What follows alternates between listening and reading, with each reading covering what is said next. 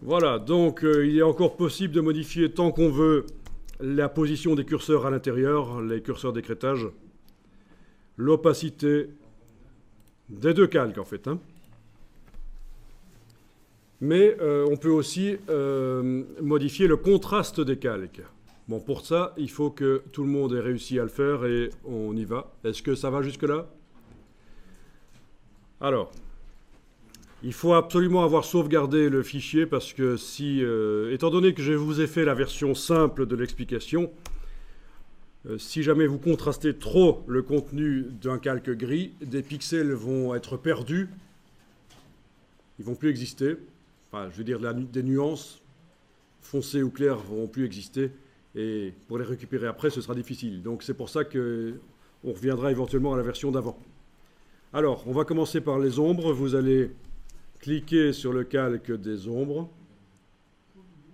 Et vous allez dans Images, Réglages, Courbe. Vous n'utilisez pas un calque de réglage ici. Vous faites Images, Réglages, Courbe.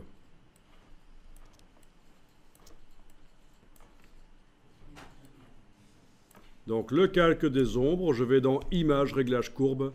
Vous mettez 2 points et vous les bougez l'un par rapport à l'autre et vous êtes en train de contraster le contenu du calque des ombres. Une fois que c'est fait, vous pouvez encore modifier l'opacité et les curseurs d'écrêtage.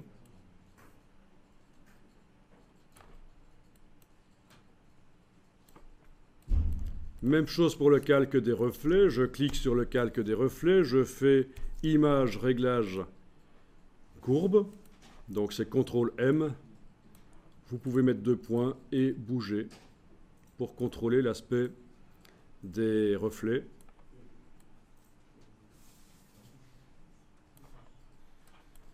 Après, vous pouvez encore double-cliquer sur le calque, modifier la position des curseurs.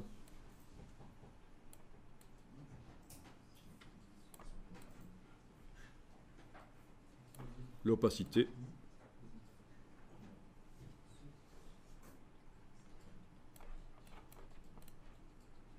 Et vous pouvez y retourner plusieurs fois si vous voulez modifier le contraste des calques gris.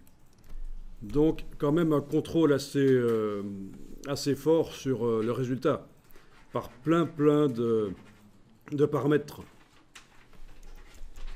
L'opacité du calque, la position des curseurs d'écrêtage, le contraste du calque,